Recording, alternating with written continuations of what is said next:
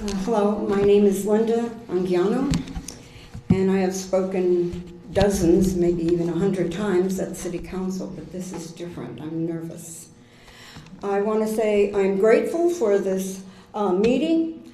Our mayor told us there already was a public vetting. There was no public meeting with feedback from the community. So I'm very grateful for this.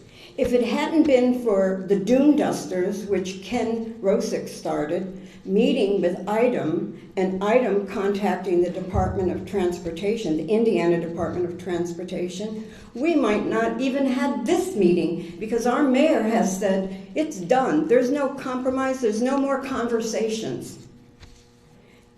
If you had come to the city council meetings or the mayor nights out, you would have heard our mayor, Tom McDermott, constantly change what he had said the previous time about the housing, the residential project going up there. Yeah, he's smiling at me. He just loves me.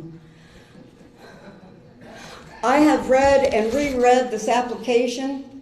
This is what was submitted.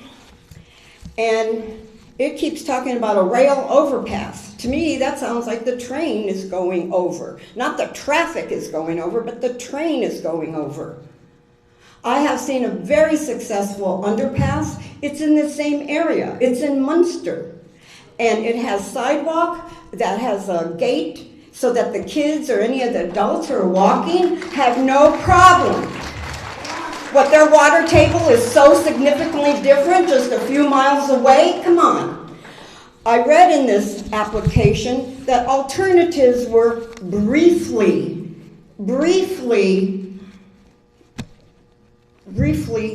can't even remember the word, it made me so mad. Considered, they were briefly considered. I don't think that an underpass has ever been seriously considered. And I am sick and tired of members of this city council, not all of them, and this mayor being so arrogant and yelling at us and putting us down and saying you have no voice, there is no second chance, there is no alternative. Smiling. So arrogant. Okay, response from this community? Okay, Mr. Bada, I want to tell you, Hammond has a population, the last recorded one, 76,984. Hessville has a population, 23,690. 23,690. How many postcards went out? 5,000. 5,000. Our house, my dad didn't even tell me and Mom that this postcard came in. He, just a little macho man, he filled it out and mailed it. Other homes got 6 copies with one adult there. Okay, so out of these 5,000 postcards, which were written in slanted language, I would have said, oh yeah, I want a bridge. Only 540 replies. 540 replies. And like our wonderful, beautiful school board representative, who's a good friend of mine, I can't remember her name at this moment. This affects all of Hammond. People pass through. They like shopping. They like our little Mexican panaderia. They like our restaurants. This affects all of Hammond, not just those 5,000. And I also want to ask a question about this residential development. This is where the mayor has swayed back and forth. Oh, it's not a big thing. Oh, it is a big thing. Well, it's right there in the application. Who is this residential development going to benefit? Is it going to be the same people who are living right off of Parish in that neighborhood, where it's the city workers and the city cops?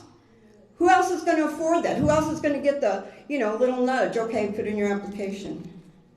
All right, the last thing I'm going to talk about is environmental devastation.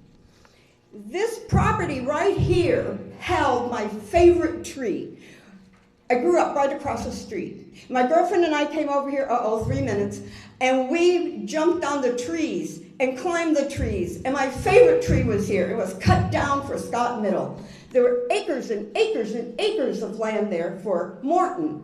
Okay, well, these are important development, schools for kids. But the noise level went way up.